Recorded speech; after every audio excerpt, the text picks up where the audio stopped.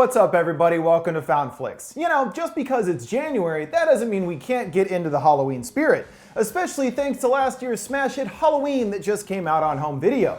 If you haven't picked up a copy yet, make sure to enter my giveaway over on my Instagram page at FoundFlix for a chance to win a Blu-ray of your own, and I'll throw in some other goodies too. I don't know, a FoundFlix t-shirt or whatever. So I was anxiously awaiting the home video release for the deleted scenes and really hoped we'd finally see the original ending that was changed after initial test screenings. But alas, it was not meant to be. And it appears that the original ending has been more or less buried in favor of their new chosen direction. Just really was curious to see it for myself. Anyway, there are 7 total deleted and extended scenes on the Blu-ray, and I want to do a breakdown to take a look at each one in depth. Amongst the grab bag of scenes are a few that feature moments that I really do like and wish had been included in the theatrical cut. So let's bring back the spirit of Halloween, breaking down all the deleted scenes included in the home video release. The first extended scene is early in the film when we see Laurie on her makeshift shooting range. Here, each moment plays out a little longer than the theatrical cut, and the more deliberate pace actually helps the scene in my opinion, helping us to better feel Laurie's isolation as well as her unflinching devotion and determination to keep training for her inevitable showdown with Michael. Though a deleted moment inside the cabin after shows us that Laurie isn't as unwavering in her strength as it might appear, loading a revolver and placing it to her chin, considering suicide to stop the pain that her life has become because of Michael, only for her personal moment to be interrupted by a buzz at the gate, alerting her to the arrival of the podcasters, which picks up with the interview scene in the film. Our next deleted scene would have taken place right after the October 31st title, featuring a thankfully cut moment between our podcasters, who were already pretty goofy characters in the first place, and this scene would have sent that way over the edge. Seeing the two staying at a motel room in town, the girl is in the shower, but isn't alone, seeing the visage of Michael staring at her through the curtain, as she continues to obliviously wash her hair for like 5 minutes. He slowly backs away, then pulls the curtain open. Oh, it's just Aaron playing a prank, not Michael. Good one, buddy. Why wouldn't you want to put on a 40-year-old mask a serial killer wore? It's funny! And they didn't make it clear the two were romantically involved in the finished movie, but this scene does. Aaron joining her in the shower and the two share some silly banter, seeing the mask ominously lying on the toilet. I do like this deleted scene, though it feels like way too much build-up for the payoff. We follow Allison going for a morning jog the day after Mike escaped, and she's running for a while in slow motion and then past a construction site, approaching a group of people murmuring, and seeing strung up in the tree is a dead dog,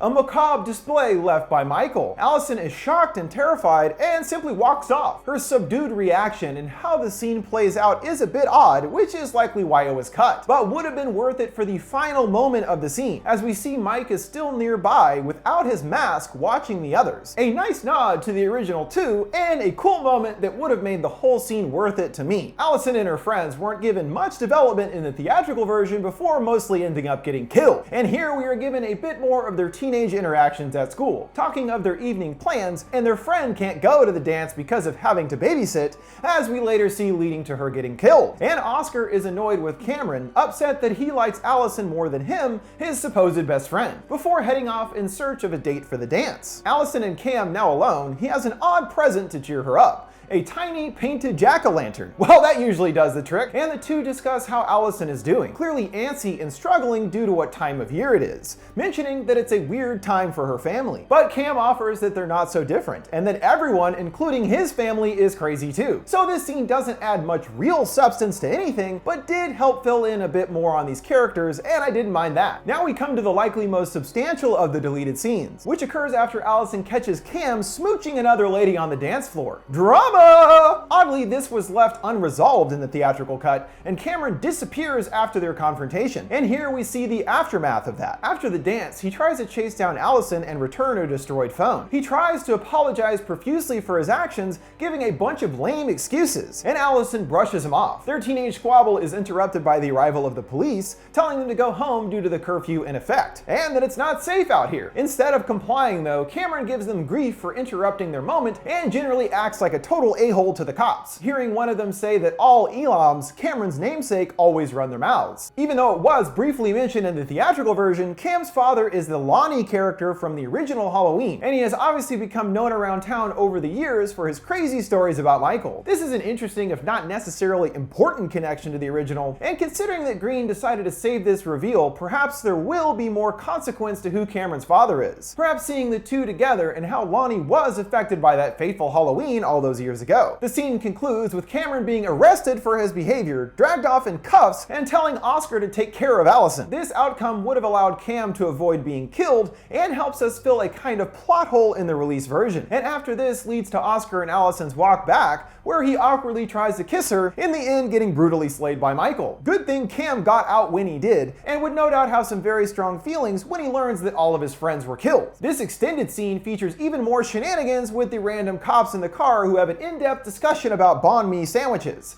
and the older guy isn't interested. This scene was pretty random, but still amusing, and here several new moments are added in their back and forth, which while funny, makes the scene go on too long, and starts feeling like a weird separate sketch about these two, and no longer a small scene in a bigger movie. It just drags things out more than they should be, and it was wisely trimmed down to a more manageable length. Our final scene, while brief, is absolutely bizarre, and for a movie that many times struggle with a balance and tone, this scene gets this balance very, very wrong. Following Dr. SARTAIN and Hawkins in searching for Michael, the officer asks SARTAIN how he can help, and he offers that he knows everything about Michael and what he wants, Laurie Strode. A quite normal response. Until moments later, SARTAIN has his own question, asking Hawkins if he's ever worn ladies' underwear, making things extremely awkward. Made even more so when SARTAIN starts vigorously picking his nose. Hawkins asking him to cool it with the picking, SARTAIN responds with an insane rationalization that he scratches his brain through his nose. Okay? Leaving Hawkins to wonder what the hell kind of doctor he is anyway as the scene ends. Again, this was just absolutely bizarre and all over the place. I guess the intent was to not exactly subtly let us know that something is up with SARTAIN before we later find out he's in cahoots with Michael, but this was just a very weird way to go about it, and more makes the doctor look like a complete lunatic instead of someone being simply untrustworthy. Thank goodness this one was cut, because it really doesn't work at all. So that's it for the deleted and extended scenes, which unfortunately means the alternate or original ending is not included.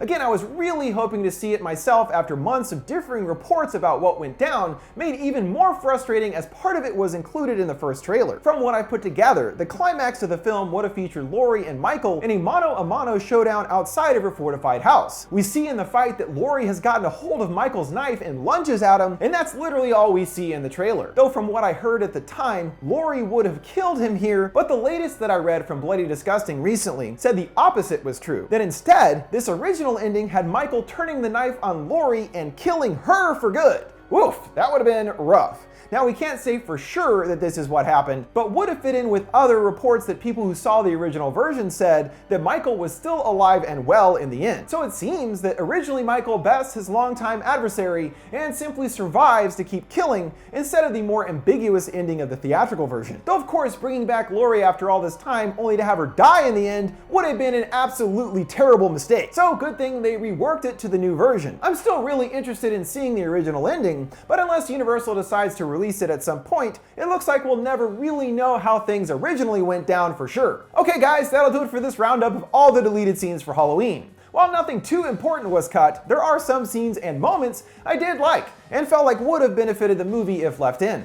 And don't forget to enter the giveaway for a copy of Halloween on Blu-ray by heading over to my Instagram @FoundFlix. What did you guys think of Halloween's deleted scenes? Any that you wish were left in the movie? Let me know your thoughts in the comments below. Make sure to like, subscribe, and follow. Thanks for watching FoundFlix. See you next time.